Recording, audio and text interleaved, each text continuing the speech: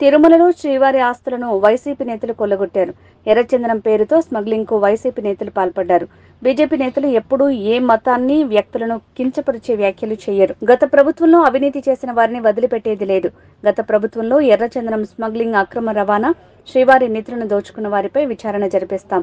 కేంద్ర హోంశాఖ మంత్రి అమిత్ షా దృష్టికి తీసుకువెళ్తామని కేంద్ర హోంశాఖ సహాయ మంత్రి బండి సంజయ్ అన్నారు. శ్రీ వెంకటేశ్వర స్వామి అటువంటి స్వామివారిని దర్శించుకోవడం చాలా సంతోషం. ఎందుకంటే చూస్తుంటాం మనం ఇప్పుడు ప్రశాంతమైన వాతావరణం ఉంది. ఒక భక్తియుత ధార్మిక వాతావరణంలో నిర్వహణ కొనసాగుతుండాలి. మనం మొన్నటి వరకు చూసినాం. మనం దేవుణ్ణి నమ్మని వాళ్ళు, ధర్మం గురించి ఆలోచించని వారు, పేరుకు నామాలు పెట్టి స్వామివారి ఆస్తులకు పంగనామాలు పెట్టేటువంటి ఆ నయవంచకులు పోయి నిత్యం వెంకటేశ్వర నామస్మరణతో ఆ స్వామివారికి సేవ చేసేటువంటి సేవకుల రాజ్యం వచ్చింది. వాళ్ళు ఇవాళ రాజకీయ నిరుద్యోగులకు పునరావాస కేంద్రంగా, పదవుల కోసం ఇన్ని రోజులుగా ఈ టీటీడీని వాడుకునే ప్రయత్నం చాలామంది చేశారు. నేను చాలా సందర్భాల్లో చెప్పినాను, మేము ఎవరు కూడా ఏ మతానికి వ్యతిరేకం కాదు, ఏ వ్యక్తులకు వ్యతిరేకం కాదు, ఏ మతానికి కించపరిచే వ్యక్తులం కాదు. కానీ హిందూ ధర్మానికి వ్యతిరేకంగా, హిందువుల ఆరాధ్య దైవంగా భావించినటువంటి ఈ పవిత్రమైన ప్రాంతాన్ని అపవిత్రం చేయడానికి, వారి ఆస్తిపాస్తులు పెంచుకోవడానికి, శ్రీవారి ఆస్తులను కొల్లదోయడానికి, ఇతర మతస్థులకు అధికారం అప్పచెప్పడం వలన ఎలాంటి అనర్థాలు జరిగినో మనందరికీ తెలిసిందే. అందుకే రెండు కొండలవాడ గోవింద గోవింద అనే వ్యక్తులు వేరు. ఆ అరాచక నయవంచక పాలన పీడ విరగడైంది. వాళ్ళు ఏడుకొండలవాడ వెంకటరమణ గోవింద గోవింద అనేటువంటి సేవకులు వచ్చారు. వాళ్ళు ఏం చేసారు? వాళ్ళు ఇన్ని రోజులుగా స్వామివారికి సేవ చేయడం ముఖ్యం కాదు వాళ్ళకి. నేను నిన్న వచ్చిన సాయంత్రం, నిన్నటి నుంచి వస్తుంటే ఇక్కడ సిబ్బంది కానీ, అనేక మంది భక్తులు కానీ, ఇక్కడ గత పాలకులు, గత కమిటీ నిర్వాహకులు చేసినటువంటి నిర్వాహకం గురించి చెప్తా ఉన్నారు. అక్రమ దందా, లంగదందా, లఫంగదందా, దొంగదందాలు చేసి వాళ్ళ స్వామివారి ఆస్తిని, జాతీయ సంపదను కొల్లగొట్టే ప్రయత్నం చేశారు. వాళ్ళ ఎర్రచందనం, వీళ్ళంతా వీరప్పన్ వారసులు. అంతా కూడా వీరప్పన్ వారసుల చేతిలో మొన్నటి వరకు కూడా టీటీడీ ఉండే.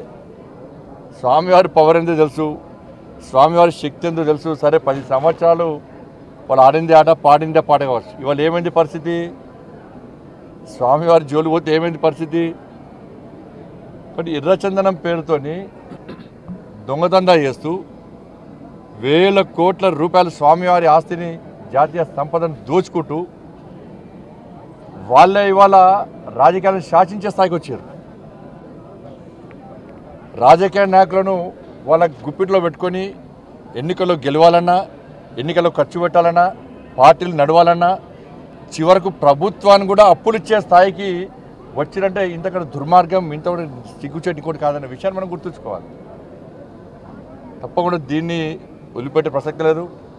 గతంలో విషయంలో చంద్రబాబు నాయుడు గారు మాట్లాడారు, పవన్ కళ్యాణ్ గారు మాట్లాడారు, మా భానుప్రకాష్ గారు, వీళ్ళందరూ కూడా ఈ విషయంలో చాలా సందర్భాల్లో ఫైట్ చేశారు. కానీ వాళ్ళ ఆలోచన ఏంది? ఉన్నన్ని రోజులు ఈ ఎర్రచందనం పేరుతో మొత్తం దోచుకోవాలి, శ్రీవారి సంపదను దోచుకోవాలి, మేము కోటీశ్వరులుగా మారాలని చెప్పి ఒక దురాలోచనతో వాళ్ళు ఇన్ని రోజులు ఇక్కడ నిత్యం పాలన కొనసాగించారు. కాబట్టి దాన్ని వదిలిపెట్టే ప్రసక్తి లేదు. పూర్తిగా ఈ విషయాన్ని మా కేంద్ర హోంశాఖ మంత్రులు అమిత్ షా గారు తీసుకొస్తాం. తప్పకుండా దీన్ని నివేదికలు తెప్పించుకుంటాం.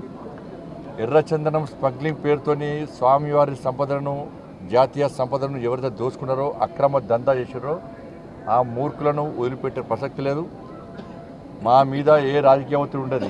రాజకీయ ఒత్తిడికి భయపడేటువంటి వ్యక్తులం కాదు. మేము ప్రజా సంపదను, శ్రీవారి సంపదను, జాతీయ సంపదను కాపాడే వ్యక్తులం. ఇన్ని రోజులు మీరు ఆడింది ఆటపాడు, ఇక్కడి నుంచి జరిగే ప్రసక్తి లేదు, వాళ్ళని వదిలిపెట్టే ప్రసక్తి లేదు.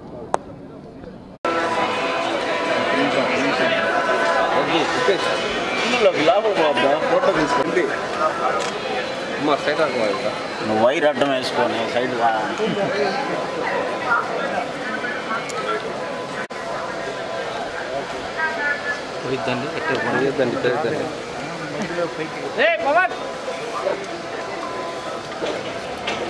గేట్ గేట్ చూసి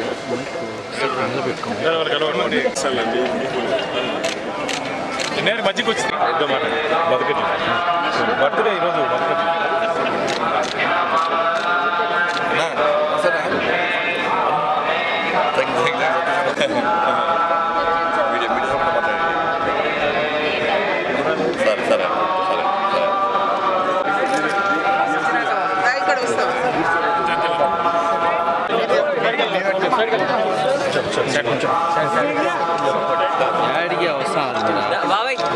సార్ నేరుగా